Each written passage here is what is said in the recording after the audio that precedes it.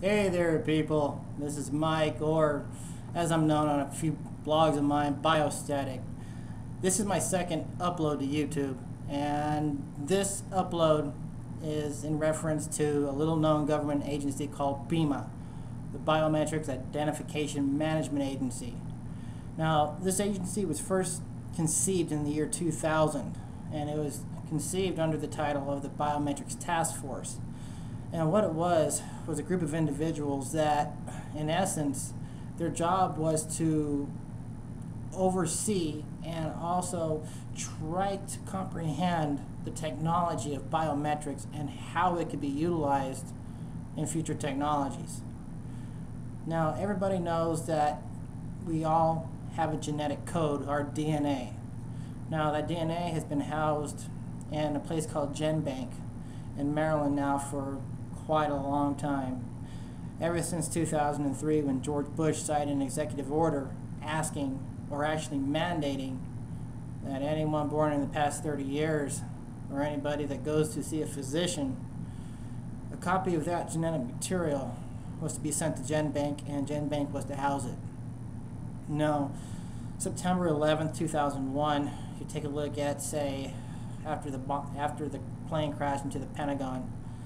You know, you had initially a plane that disappeared. It completely vanished from sight because supposedly of the jet fuel ignition. It got so hot it just vaporized the entire plane. Now, the Biometric Task Force was the ones that, quote unquote, found the genetic profiles and were able to identify all passengers on board.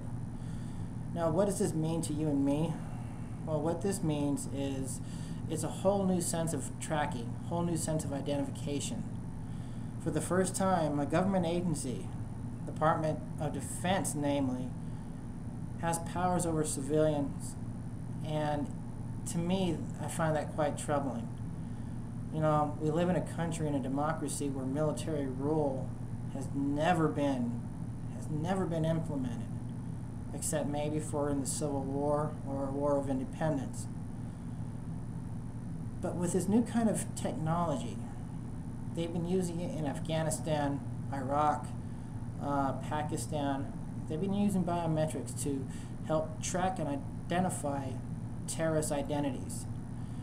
Now, since our genetic codes have been housed, and ever since the GINA Act, that act that states that people cannot be denied health coverage or a job because of a genetic abnormality, that gave government the power in order to utilize our DNA for scientific purposes. Now, a lot of people think that this isn't such a big deal. Well, you know, to me personally, I mean, my body consists of over 10 trillion cells, the same as everyone else. Each one of those cells has a little double helix called DNA. Now, the DNA has 3.1 billion rungs on it, all composed of 4 different nucleotides. Now, the sequence in which those nucleotides are put in place defines who you are. So in essence, 10 trillion cells in your body contain the very fabric of who you are. And that's being exploited. Now, what's being exploited is the fact of private companies can gain access to this information. You know, they can get patents whenever they find a gene that's responsible for some sort of disorder, like the BRCA1, the BRCA2 genes that are primarily responsible for ovarian and breast cancer. The company that found them is also the company that got the patent. Therefore, the medication, if the medication becomes available to fight these cancers, especially those two kinds, you can only buy the medication from that one individual supplier. They create a monopoly. The government did this for a reason, and they did it to really spur the growth of biotechnology by giving the private sector the right to patent genes because they wanted the research to continue aggressively. Now, all this can be great all this can be bad, especially in the case of an organization like Bima. You take into account the National Reconnaissance Office, take into account FEMA, which is the only organization, the only government agency that has the right to nullify the Constitution in times of national security. You know, national security is a generic term that's used for everything. You know, national security, if you were to ever try to create a definition of national security, especially in Webster's Dictionary, I imagine it would take an entire volume of Webster's Dictionary. It can mean whatever they want it to mean. But with more and more wireless computer technology, with computers breaking the petaflop, getting into the teraflop, and now they're getting into even the exabyte regions, to where data is going to become almost unlimited. Like, for instance, the National Security Agency. You know, their technology is 2 to 3 generations higher than what the best technology now is on the market. They are leading the future as far as technology is concerned. You know, so it's information has become power, and information has always been power. Now it's even more.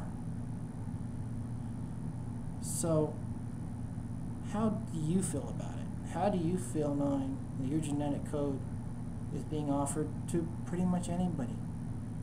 And now you have a government agency that can identify you just by your genetic code alone. I mean, do you remember the big conspiracy of the RFID chip, that everyone was supposed to be chipped by 2008? Well, that didn't happen. The RFID chip is in everything we buy for the most part. Helps retailers, especially one of the first retailers that got it was Target. I mean, they can locate any product in real time using via GPS and description, and it helps them keep better, accurate inventory of the product. Now, the RFID chip's already in passports, and it's already in numerous things that you don't even think of. So with the RFID chip, you can be tracked literally anywhere.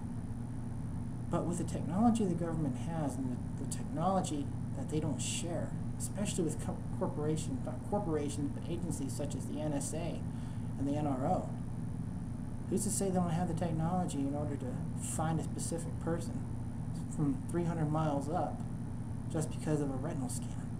And they can get that retinal scan through the genetic profile that's already housed. Big Brother is watching, and it's only going to get worse.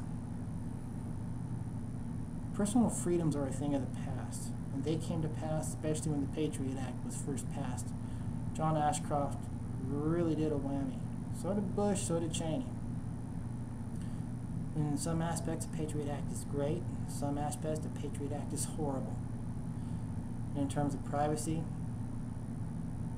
we don't have privacy anymore. Privacy is nothing more than a myth. People need to realize that, and people need to come to the conclusion that our country isn't what it used to be, and it's not based on the Constitution. It's not based on the foundation of our forefathers. It's a rapidly changing world. And you can check out any one of my websites, any one of my blogs, especially at WordPress. Biostatics at WordPress.com, BIOSTATIX, or Repel the Static, also .wordpress.com. Thank you for your time.